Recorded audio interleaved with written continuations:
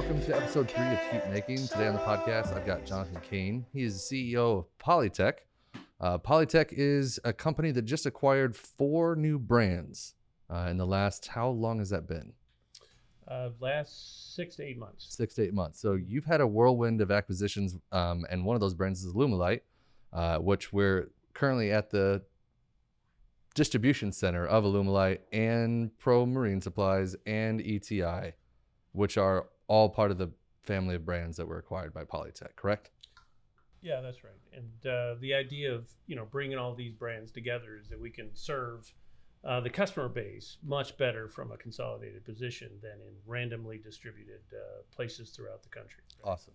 And because of our position in Michigan, it's actually a great logistics hub to reach most of the country. Right, because it's in the Midwest. It's in the Midwest. Right, so we can actually get to all the coasts. Yep. More efficiently than shipping from California to the East Coast or the East Coast to the other side. Exactly. Cool. I'm tracking with that. I don't even know anything about logistics, but that seems to make sense. Well, if I do know a little something about logistics, if you do the math, it's better for everybody that way. Cool. Except for maybe the freight companies. Right. So. Right. Okay. So I'm actually I'm trying to set the stage a little bit as to like your role, but I'm actually way more curious about how you even got your start in this world when it comes to getting your feet wet in business in general. The whole point of this podcast is trying to figure out how people get inspired to create things. And businesses are an act of creation. There's still creative energy. There's still creative work that goes into figuring out how to make these things work, because you're still working with people.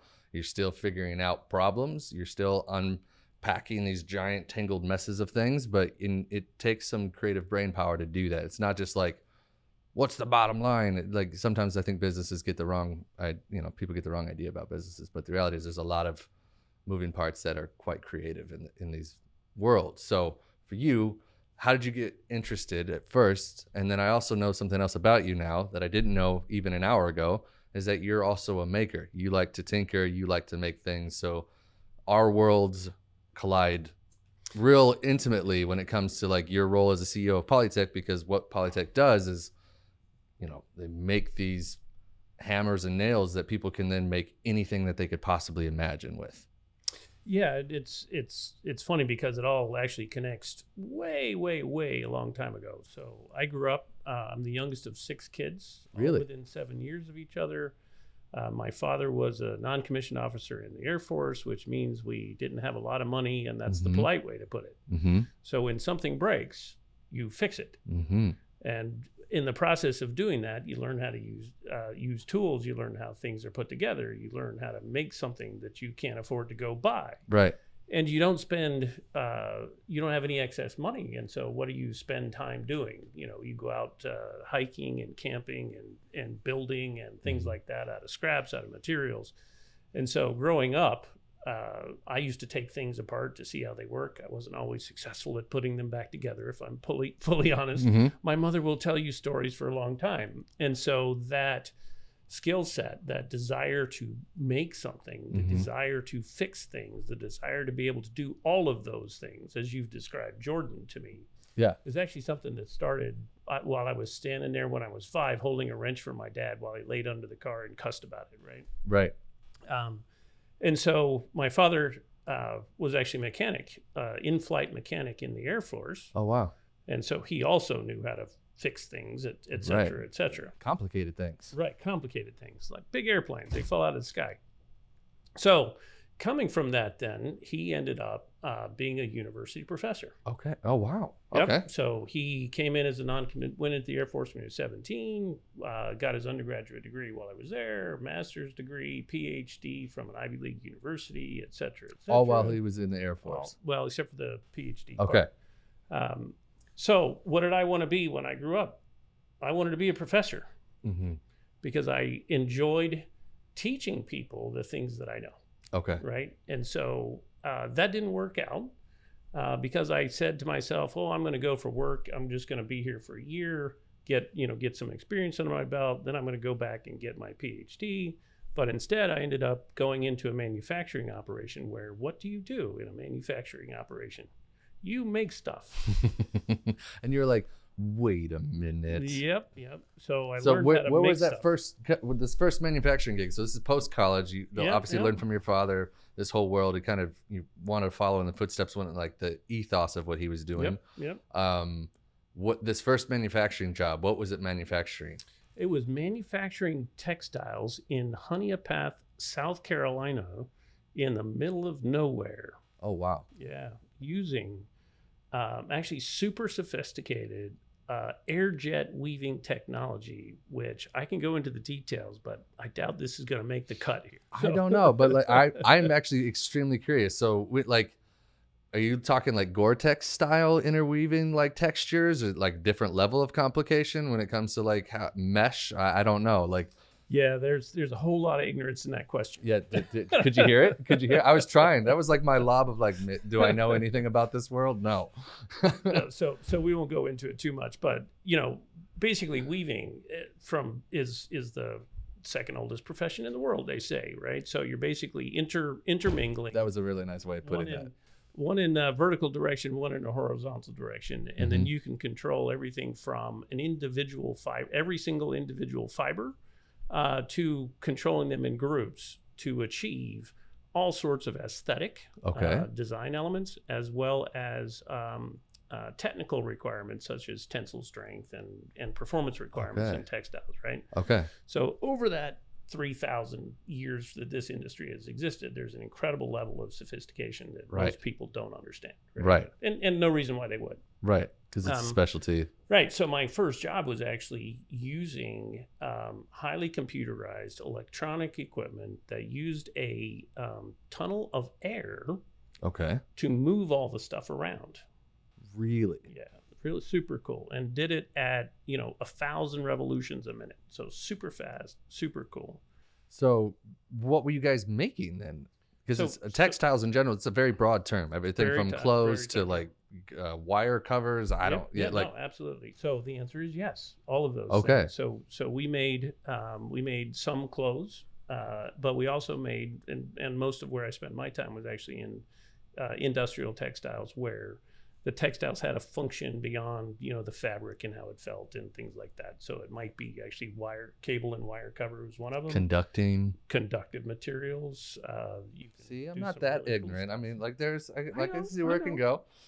But okay, so that was your first gig, and once you got a taste of it, you're like, oh no, I don't think I can be a professor. I think this is. Yeah. Because I actually paid my way through college working in a paper mill, as out on the weaving floor, and so I fell in love with making stuff, with manufacturing, right? Okay. And so as I progressed in my career, I got into different marketplaces and different applications for textiles, and then later plastics and things like that. And after almost 30 years worth of experience in material type marketplaces, I had this opportunity to come into Polytek, and really for the first time in my career, it really connected with what I do at home to what I do at work in a very positive way. Okay. Right. So can you unpack that a little bit? Because our audience isn't going to necessarily understand what that means. Because I've only been in this world for 2 months, like what our companies are capable of when it comes to the things that you can make with our products. It really is. The limit is your imagination. Right. And that's not like, when I say that, it's like, that can't be true. I'm like, no, it's like really true, because there's a mold, and then you can make the things that go in the mold too, like whatever you want. Yep. So for you, how can you unpack that a little bit? So like, your professional life and your home life and the tinkering. Yeah, so if only I knew then what I know now. So before I came to work for Polytek, we built an outdoor space in our home in North Carolina. And it was really a deconstructed house outdoors. Okay. And so there's a living room, a kitchen, a bedroom, a bathroom, and all that sort of stuff. And I built it as best I could at that time from wood and stone and all these sorts of things. Within that is a countertop, as an example. And it's got cedar wood that was reclaimed from our back porch and poured concrete into it and then coated it with an epoxy. And you know what? It didn't even occur to me to call somebody who had sold me something and ask them for help on how to do it. if I had known then what I know now, I Right. wouldn't be redoing it right now. So, the folks at Alumilite and Stonecoat and Pro Marine and places like that, right? These are the folks that you actually call them and say, hey, this is what I'm trying to accomplish. Mm-hmm. And that wasn't my experience with the company that, and by the way, I did go back and look and see what brand it was. It's not one of ours. Oops. So, well, that's why you got to redo it, right? If I had, right, exactly. If I had known then. And so it also has a stone floor.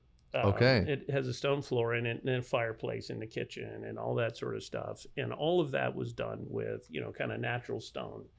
And what I could have done then, which I know better now, is, engineered stone or concrete stone can be built using a mold or acquired that has been, built using a mold to actually do a whole lot more consistent job. It'll last longer. It doesn't have the spalling. It doesn't have all that sort of stuff. And so I didn't know anything about all that, about this group of materials when I built all that, right? Fast forward a little bit now, I rebuilt a boat last year, and my daughter managed to lose a gas cap from the boat. Okay.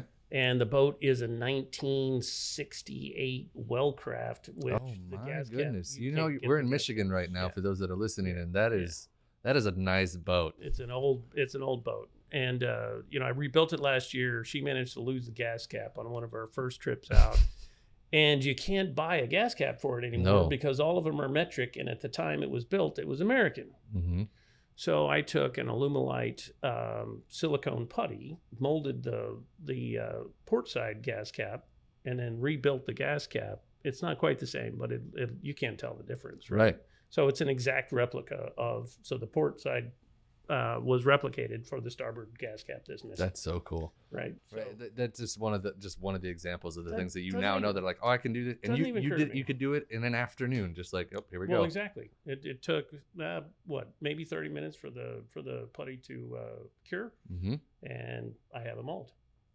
Isn't that crazy? Yeah, never knew this stuff existed. So I'm going to jump around a little bit, but I want to go back to you as a kid. When you said when you were holding the wrench was like kind of the first moment that you knew that, hey, I want to do this kind of stuff. There had to be other signals. Did you ever get distracted along the way? Was there something else that you thought you were going to fall in love with, whether it was like sports? You mean besides women? Yeah, besides women. Yeah. But I'm really meaning from like that hunger for like, oh, I think I want to create things. Sometimes we get derailed a little bit. So I'm curious if there's ever for a little while, you're like, you know what? There was a little side path that I took for a little while, even if it was like from a career standpoint, because, you had your start in it in manufacturing. And I'm assuming you went more than one place before you were the CEO of Polytek. Yep, absolutely. And if you looked at your LinkedIn, that's true. But I don't know what all of those jobs really meant or how they ended up, tying together at the end. Yeah, that's actually a great question, but I'll answer it. Okay. But I'll answer first in a little bit different way. Cool. For me, anyway, right, and for I think a lot of the people I know, there is never a time period, and I suspect for you as well, in which you could not have been a creator, right? And it didn't matter what you were going to do for a career. It didn't matter where you were going to end up. Underneath all of that, you are and will always be a creator. And people like me, people like us, are always going to be a creator, even if it isn't your day job, right? And so, yes. You're tapping into something you're exactly on it. And that's why I say, this is the first time in my life when my day job is actually connected with my home life and who I am, because I'm actually helping people like me, like who I'd like to be, right? I'm helping them, teaching them, providing the resources for them to be successful. And at the same time, I'm also a builder, and we're building a company that is just a great place to work, I hope, right? And so far so great. Has this mission to help people like us, to help creators of all walks of life be successful at what they're doing. And that's just fantastic. So there was never a time in my life when I wouldn't be a creator. So I'm a writer, a photographer, a musician, a builder. I'm all those things, regardless of what my day job is, right? So Yes, there was actually after high school. One of my other passions. I told you I rebuilt a boat, a 19 late model 1968 Wellcraft. Also building a boat in my basement. I also have a boat in North Carolina. I'm also wanting to sail around the world. So one of my career aspirations was actually to go into the Coast Guard Academy. Oh, okay. And I broke my ankle in the last game of the year of my senior year. Playing football. Oh, okay. Yep. Broke it off, screws, surgeries, all that sort of stuff. A terrible break. Yeah. Couldn't be in the academy as a result of that. One of my older brothers was fantastic career. And again, what is that? That's actually helping people in a different way, and not nearly the sort of creative type role that I'm in today, right? But yeah, still, it comes from an underlying desire to do good for the world, to help people, and that's the same thing that we're doing here. And that was something that probably also modeled from your father, I'm assuming. Of course. There's some themes that have weirdly taken place already. You're the third person that we've sat down with on this podcast, and fathers have come up a lot. Yeah. When it comes to, well, I've only interviewed guys so far, so we tend to get imprinted at a young age. Yeah. Well, and I think that, but that's also very intentional, right? And so part of my selection of the group of investors that we have for the company that help us do all this was actually interviews with them about the values that we as a company choose to lead with, and whether or not they would see that as a positive or negative. And it's pretty easy to tell. Right. It's pretty easy to tell from some brief conversations. And so we have you can. And so we have the opportunity, as it were, to select those people who are helping us do that. And then we have the opportunity to hire people who also support that. And we have the opportunity to invest in companies who do that. And the underlying value set of all of the companies that we've had the fortune of partnering with all have that underlying value system underneath it, and we won't do it unless they do. Right. That's great. Well, I really mean that. That's great. I'm not trying to like cut you off. A genuine I'm excited because I think I'm a hardcore millennial. I was born in 1986, and I can admit that. And we grew up in an age where businesses and companies in general weren't they would say one thing, but then the actions didn't actually back up what they said. Right. And I come from production agency life before this, and small businesses can operate however they want to operate because there's only 20 people max, and culture can move very easily in that. But businesses, larger ones, tend to have a harder time operating in those ways. I've only been here 2 months, but so far I haven't smelt any bullshit, to put it bluntly. You know what I mean? Well, the world isn't black and white, and there's no such thing as a panacea, right? And so we all have to make tough decisions. But if we're doing that from that base of first do right, that's actually the only firm rule in the company. That's it. Do right. That is the first and only rule of the company. There are other guidelines, there are other policies, there are other things, of course, but that's actually the only one that's hard and fast. And if we're making decisions that are within that, whatever that means, right, then we can't go very far wrong. Right. I think it's just great. And that's one of the first things that when my first interview that I had with Mike Foppel, who we interviewed on the last podcast, it was very evident. The way that he talked about the ethos of Alumilite and Polytek and the people, I was like, this is definitely something that I can get behind. And because I had never worked a corporate job, and very quickly I'm just like, what the heck does a corporate job even mean now? Because if this is what corporate life is like, I think that people are, that's just not the reality for all corporations. There's obviously a lot of really great businesses. There's obviously a lot of really great people that are doing really wonderful things out there, and I just feel fortunate that I'm part of a company and that is actually embodying their values. Well, and I'm fortunate to be a part of the company. We all are, and we make it together. And it's important that we maintain those values, or we break it together, right? Right. And then that carries through with customers and even vendors, to be honest with you, right? When a customer knows that underlying the company, the person that they're talking to, the person that they're engaging with, has as their first and only rule, do the right thing. That carries through, and the person that works with us that is helping a customer knows that she or he will be supported by the company as long as that's their intention, right? We all make mistakes. Everybody does. Yeah, there's always a possibility for a disagreement about what the right thing is. Right. Right. But if the genuine effort there, then you're going to hit it more often than not. I would agree with you. Yeah, it just is exciting. I mean, I have the fortune of being the content creation and marketing lead here, and building a team and like embodying this in a marketing environment. And going back to that millennial thing, we've been marketed to our entire existence since we were tiny.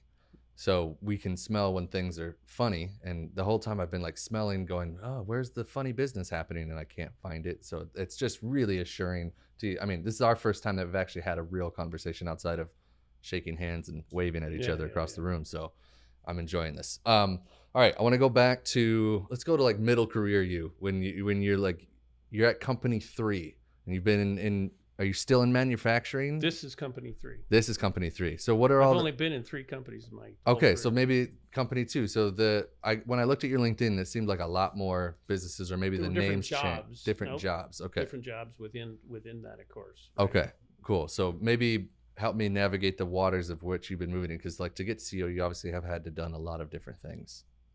And like maybe if someone wanted to be a CEO, maybe that's a better question. Yeah. How the heck would they go about doing that? Good luck with that.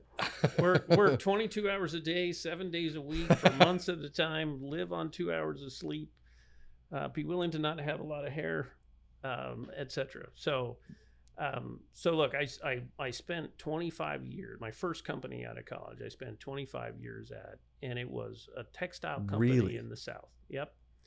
And that company was an old school textile company run by, the kind of people you would expect, that you as a millennial in 1986 would have expected. Mm-hmm. And yet that little company, it was a multi-billion-dollar privately held company controlled largely by one man who was the CEO of the company for 65 years. Holy cow. And I had the man was just incredibly brilliant, and I spent a significant amount of time just observing what he did and how he did it.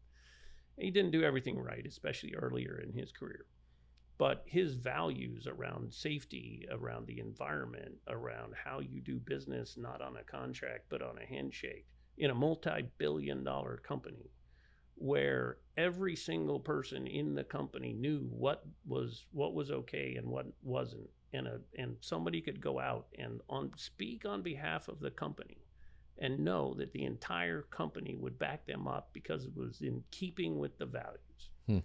And so what I saw there over a 25-year time period and over his 65-year career is that strong values applied consistently over time are actually a competitive advantage, not a cost. And this is a company that is in the textile industry in the United States, and the pages are littered. I believe they might be the only ones still standing. I was going to say, I don't really know of many size. Right, textiles in general have all been shipped overseas. Exactly. If I heard anything, they're the only ones of significant size that still exist in the United States today. Wow. And that's why. Right. And so you learn how to work hard. You learn how to be consistent in your values. You learn to be good at whatever it is you're doing, and you learn how to learn. Mm-hmm. And that's actually probably the thing, quite frankly, you asked how do you get to be CEO. I think that's the thing that separates me from most others, is that you learn how to learn. Mm-hmm. And you learn how to tie that into a context and then learn how to use it. So I spent 25 years there. I started in manufacturing, mopping oil out from underneath weaving machines. Wow. Wearing a tie while doing so, by the way. And I had plenty of pairs of pants with grease all up and down them, but couldn't afford to replace them. So I just wear them, and you can't get that stuff out. So worked hard, consistently over a significant period of time, had successes, shared those with the people who deserved it around me, and moved forward, and built the skill set necessary to move to the second company at Celanese, where I led their what they call the strategic programs group, which was and this is where the learning comes in, which is to learn how to take technology out to a new marketplace, a place it's never been before. Okay. Right. Okay. And so when you're starting up businesses and you're doing that within that context, you learn an awful lot about an awful lot of things, right? Everything from how to ship stuff to, sweep the floor to, get something done in a hurry to, read regulations that apply, so that you're navigating all of those waters. And then again, you have to be, you have to have some modicum of success, right? In order you have to have a track record that's actually you can stand on. Yeah, in order for somebody to say, yeah, I think you can run this company. And when I started as a CEO with Polytek, we were 1/5 the size that we are today. That was 4 years ago. That's some pretty big growth. Yep. Pretty quickly. And we've doubled the size of the company in the last 6 to 8 months. Wow. So, so part of being there is actually being willing to take risks, being successful at something, and then being able to capitalize on that. So obviously, there's had to have been some hits along the way, or like you had to take something on the chin from like lessons. And obviously you were talking about, hard work and consistency of values over long periods of time will actually have a return. And that seems very obvious, but I'm curious for you, like, did you ever have any moments of like, I'll give you an example from my own life. So I am a very high energy person. I struggle with ADD, all of that kind of stuff. And there's a lot of stereotypes that very quickly get associated with that. But I had to like learn that about myself in some pretty intense situations where who I am naturally built, like rubbed clients in a very wrong way. And I was just, back to the millennial thing. This is who I am, deal with it kind of thing. But when you're in a client service job, that's not how that works. Actually, the client comes first, not you. And that's how it should be because you're in the client service industry. So I had some hard lessons in regards to like taking responsibility for who I am and contextualizing myself properly in certain settings. And that took a while to learn, to be honest. But like it's also led to a lot of my success now because like I view my scattered brain as a strength because I can adapt to certain situations a lot quicker than other people. I also have to like check myself if I'm getting too scattered, that kind of thing. So have there been any lessons like that along the way that you think would be valuable to share to someone like me? Every day. Yeah. Every day. It's funny. My father-in-law was visiting and I told him at the time I was traveling all over the world. And he says, so Jonathan, what do you do for a living? And I said, well, I run this division of this company. And he says, you travel all over the world. What do you do when you go there? I said, oh, well, we meet, we develop strategies and we work on problems. And he goes, no. What do you actually do? And I thought about that for a minute and I said, I guess I talk. So he was a truck driver and a carpenter, and so he understood what talking was, but didn't necessarily understand the other aspects of the role. I thought that was very enlightening, right? Because I'm an introvert. Really? Yeah. Okay. I'm a hardcore extrovert. I'm a hardcore introvert, actually. Okay. I cannot wait for you and Jordan to meet every time. And so one of those life lessons is because I was a hard worker, because I was focused on the task at hand, because I was very driven to make things happen, and I was introverted. In my first role in the company in Milliken, I almost got fired. I got sent home for a couple of days to do all that. And it was because of the way I spoke to people. Really? Yep. It was because I didn't try to build a relationship with people. Oh. We were here to work. We were here to do a job. I would show up. I would say, this is what we got to go get done. thank you very much. I would turn around. Bye-bye. See ya. And so I, there was no disrespect. There was no lack Right. of respect. It was just all business, Mm-hmm. right? Mm-hmm. And so I went down to the electronics shop and I spoke with a microprocessor technician.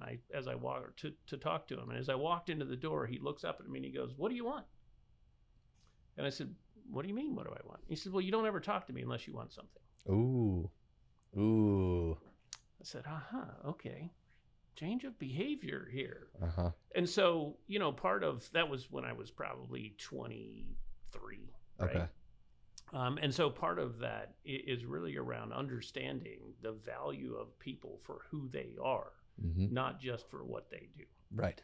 And to this day, I still work hard at understanding that because it is important, Yeah. right? That's, who you are is not what you do. Mm-hmm. And so in incorporating all of that has actually been a big lesson for me throughout my career, quite honestly. Yeah, I think that's a pretty valuable lesson, and I definitely resonate with who you are isn't necessarily what you do. Right. What you do is not who you are. Yeah, sorry. Yeah, I said, right? Yeah, that's definitely a better way of putting it, because the creative world that I just came from, everybody's identity is very much wrapped up in like what they do, and like and you say, "Oh, I don't necessarily like that edit," and they unravel because you're talking about their baby, and you got to really unpack that stuff. It's like, hey, dude, like that thing you made, I'm not talking about you. Like, I'm talking about that thing that you had a part in. That's it. Well, and so from that, right, I am now fascinated by the stories of people and what their story is. Mm-hmm. And folks in that manufacturing location were nationally recognized. They were working on weave machines for a couple of bucks an hour, but they were nationally recognized experts on Indian culture. Really? They owned farms on the side, and they were working here for the insurance benefits. They had, obviously their family, they had children going to Harvard medical Mm-hmm. school and things like that. And so, listening to those stories and watching their eyes brighten as they talk about themselves, actually one of the real pleasures. And I have since, sort of developed a different style for myself, which is really the most gratifying part of my job, is actually helping the people who work here get to where they want to be. Mm-hmm. And that actually doesn't mean somewhere in the company. Right. Right? Because if I can help you get to where you want to be, even if it's outside the company, then we have a relationship for life. Mm-hmm. That's going to pay dividends for both of us anyway. Right? And a byproduct generally is, even if it's leaving the company, that person is going to be, their output while they're at the company is going to be just like way better than someone that's just like, oh gosh, why am I here? So if you're working for a company that is invested in you, mm-hmm. and is not just trying to get out of you what you do, then that's an important change in the relationship between the people around you and the company. So that's what I learned at about the age of 23. Wow, that's I've been working hard on it ever since, though. It has not been a perfect journey. I was going to say, 23 is a pretty young age to learn that lesson. Yeah, well. To first be aware of it. Yeah, there you go. Yeah, there's probably more that get still punched in the face with that lesson. Okay, yeah. Took a couple of punches along the way. Cool. Well, I want to ask you a question about. You said you were building a boat. It sounded like plural. There was more than one boat. Is that true? Yeah, unfortunately. Okay. It sounds like you like starting those kinds of products. I know that we keep going back to your childhood when you got into that stuff, but I'm curious as to how many projects you have going right now when it comes to your basement. Are you one of those people that's like can't help themselves when it comes to like a new thing that you want to try and make? Is it something that you're always finding these like new things that like, ooh, or is it just you don't want to go out and buy the perfect fishing rod or the perfect boat? Because you could probably go buy a boat if you wanted to go get a boat. What's the difference there? Why are you just like, I actually want to make it for myself, or I want to have, I want my steering wheel on that, not the one that came from the manufacturer. What's the separates you from the average person there? Yeah, part of it's that I'm a cheapskate and don't want to spend the money. Although my wife would point out quite accurately that I probably spend more money making it than I would have if I'd just gone out and bought it in the first place. But no, there's a certain satisfaction, and it's plain and simple. There's a satisfaction from doing it yourself. Mm-hmm. And there's a whole lot of people in the world that understand that, right? Mm-hmm. And so the projects that I have in my basement are, I'm building a whitewater fly fishing boat. It's called a Mackenzie River drift boat, right?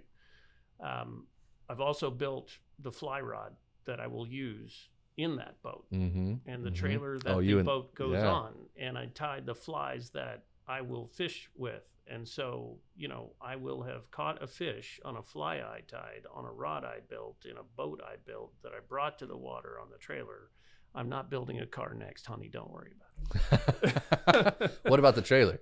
Yes, unfortunately, I'm building a trailer. So that's the welding. That's the welding lessons I'm about to learn. Awesome.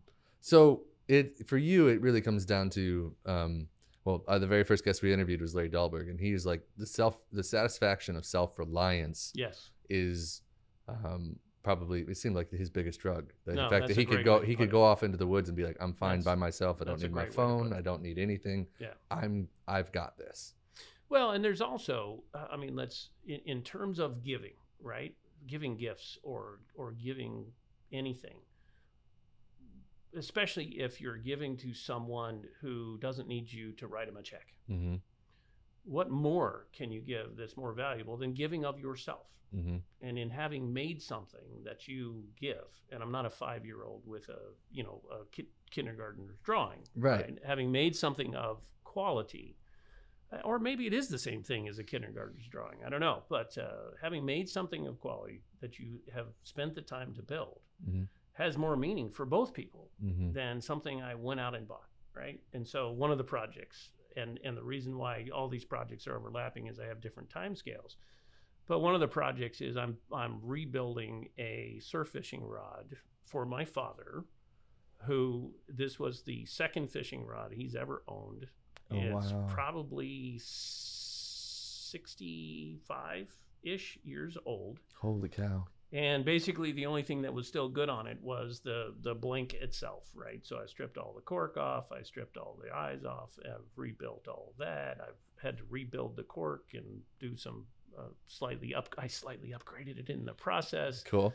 Right. So that was on the rod turner when I left home. Right. Okay. So now I'm going on vacation next week to the Outer Banks of North Carolina, where I will see my father, and we will go surf fishing, and he will have his fishing rod in his hand when he does. Yeah, I was gonna say there's probably, and does he know that it's coming? No.